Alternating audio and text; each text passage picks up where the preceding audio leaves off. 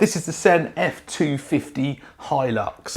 Hilux? This is the This is the Sen F250 High Lift. Some people call them bro trucks or bro dozers, but its job in life is kind of just to cruise around and look good, like me. Anyway, in today's video, we're gonna make it a little bit more functional. We're gonna take this cruiser, gonna put some bigger tyres on it, gonna put a faster motor in it, gonna lock the diffs, and we're gonna go mudding. And I got just the right tyre. It's a bit big though, huge. You all do that. Everyone sniffs tyres, and if you say you don't, you're lying. Perfectly normal to sniff new tyres. I wouldn't probably sniff dirty old tyres or, well. These are RC four-wheel drive Mud Basher tractor tyres. Obviously, we're not going to get them over them wheels, so I got some Boom Racing extra wide. I think they're 4 inches wide. 4 inches. 4 inches wide. They're definitely not 4 inches wide. I think they're 1.5 inches, 4.5 centimetres. I don't know. Anyway, they're wide. The bead locks, I'm going to throw them in there, and then we're going to fit them on the truck. We may have to trim the arches to get it to work, but I think it's going to be a lot of fun. So, first thing we need to do, we need to take the motor and gearbox out. I need to swap the gears around in there into the higher speed because we want more wheel speed. Going for a quick run fusion, it's 1800 kV. We'll run it 3S, so that should be enough wheel speed. We might have to upgrade the servo, it depends. With their big chunky tyres, it might need a bit more oomph. Gearbox out, change the gears, change the motor, think about the servo. Then I need to take the axles apart.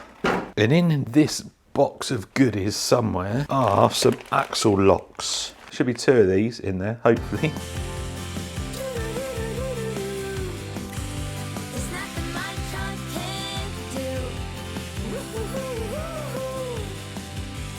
What you need to do is flip that middle one round, and then that puts you into the higher position. What you also need to do, you need to take this off because there's a little screw under there. You just have to move that position across because obviously when you flip it round, you're changing the size of that gear. So this little slider here, you just have to move that so it then meshes correctly. When you're taking this off, just remember what way it goes. I always place everything down in order that it comes off. Then that opens access to that one. So now you can see the mesh is perfect, and we flipped it around to the speed gear.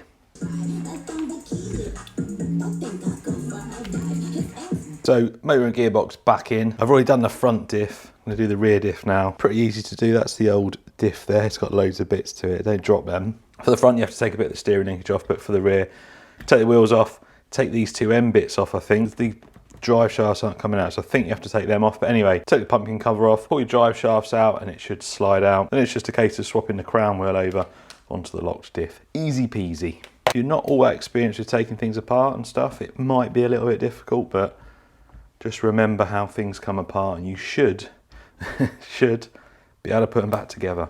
Take photos. Take photos of stuff before, take photos of stuff after, during, and everything, and then you shouldn't forget. So I spent many years working on aircraft. It feels really good to take a screw out or something and just drop it like that. Not something you can do on aircraft. There we go, that's that out. Little dots on there, and just slots on like that, so that doesn't move. Put your 4 little screws back in. Bet you've never seen hands that fast, have you? So both diffs are locked. Motor's in, gearbox is switched over to speed. So next is wheels and tyres. I've already done 3 of them. These are the easiest bead locks I've ever put together. So just got that one to do, make sure it's the right way round. And because the Sen Racing stuff comes with these like adapters, I got some 10mm 12mm hexes. Chosen wheels with a good offset so they stick out quite a bit. So let's get them adapters on, and then I'm going to throw the wheels on. So like I said, super easy to do. That's the insert. Just push that into there, make sure the tie's over the top of it. Need to make sure we get the tread the right way around. Right, that's left and right there, which leaves that one like that. So this needs to go that way, which means that wider bit goes through that side. Don't make that mistake and then get tyres around the wrong way. Anyway, that slides in there nice and easy like that. Then the rear bit slides in there like that. These are variable offset, so you can put, if you wanted to, You can put it that side and have a deep offset there. I want it the opposite way around, so that slides in there. It's got some like little dowels on there, so it slots into place. There's half the amount on there than there is on the rim. So you need to make sure you're actually putting it in the hole. That's what she said. What I do is I just get a couple started on all 4 corners. You're all going to say there's no corner, it's a circle, there's no corners. Opposites, okay, opposites. You knew what I meant. Nip them up a little bit, then put the others in. And then it's important to make sure that it's sitting on the bead. These tyres are really good actually, got a nice big ridge on them, but not all tyres are like this. Oh guys, look at that. They're huge. It looks awesome. We've not got the body on yet. I think we're gonna have a few issues, but how cool does that look? I like this little tool that Boom Racing give you. Little extension hex. I've got this one that fits, but that's handy. So we're good on the rear for clearance. We're not good on the front for clearance, even without the body on. We've got the issue with the bumper. We're gonna take that bumper off. We don't need the front bumper where we're going. We're all right for clearance on the axle and stuff for steering. So it's just that bumper. So let me get that bumper off and then we'll see how much of that body we got to cut out. My wife loves this thing. She's gonna be devastated when she sees it after this run. Right, I've taken the bumper off and we've got this big ugly thing in the way here. I was just trying to think of a way to clean it up. I didn't want to cut it really because obviously it's the bumper mount and I might want to put this on one of my F450s. Thought the rear one would work. Have the tow hitch down the front there and then that's got them big bits on the side as well. And I was looking through my upgrades and I found this little beauty. Now that looks like a nice clean option there. So this is a little alloy tow hitch assembly. This bit isn't alloy, it's the Chaos metal bits underneath. Would it be better upside down? Yeah, there we go, that's a nice clean look. If you've got an F450 and you want this tow hitch, that's the part number there. So I was just wiring it all in. I switched over to a Dumbo RC, much easier for me to drive. If I need to drive one-handed, it's so much easier. Anyway, I put a 60 kilo Demond servo in there. I've set the BC to 7.4 because you can't get that 8.4 from that. The lights are so much easier on this to do. One push and it changes them. It's a bit, on the Sen one, you have to like double tap it, I think. Anyway, super powerful, but look at the amount of slop. You can almost turn the steering full without that even moving. So the problem is when it's on the ground, look, it's just turning the servo saver and not the tyres. That is a really big servo horn, but I've managed to find this big long one. Still doesn't want to steer, that's direct to the servo. All that it's all that flexing under there. I'm sure it'd be all right going along, but, well, not great actually. Oh, it goes that way a bit, but, yeah, we'll have to make do, I'm afraid. Right, I just want to apologise for the amount I've had to cut. No hating on me, but check that out. What a beast.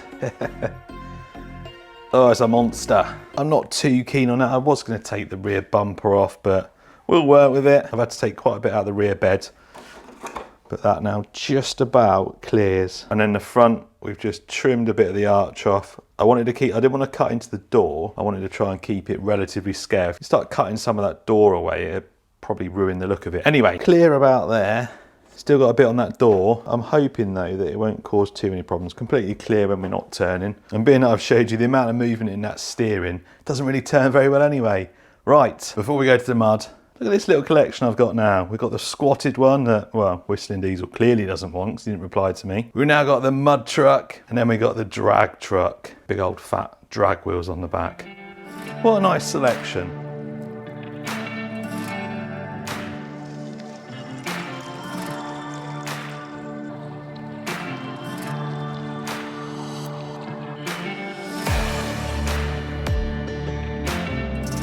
This is the perfect day to go mudding.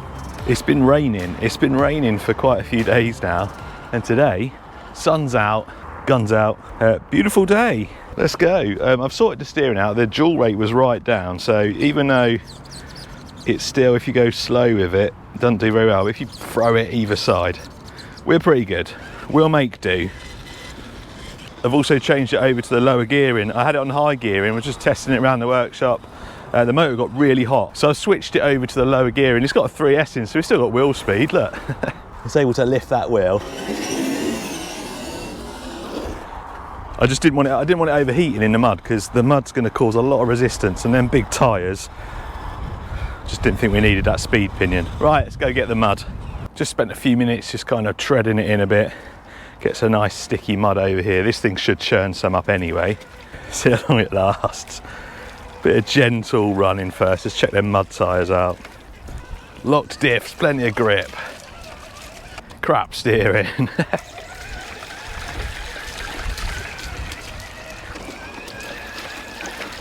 Slowly through here. Let's churn it up. Oh, that looks good. That looks so good.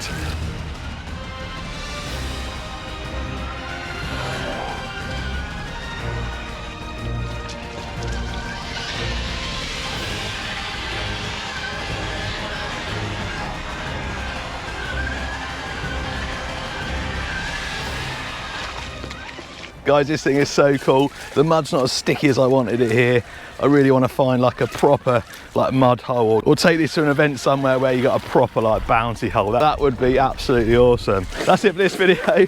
I'm gonna have a play with this now. I've got another battery with me. It does keep cutting out. I think we need to waterproof it. It is a lot of fun. Cheers for watching, guys. I'll see you next time.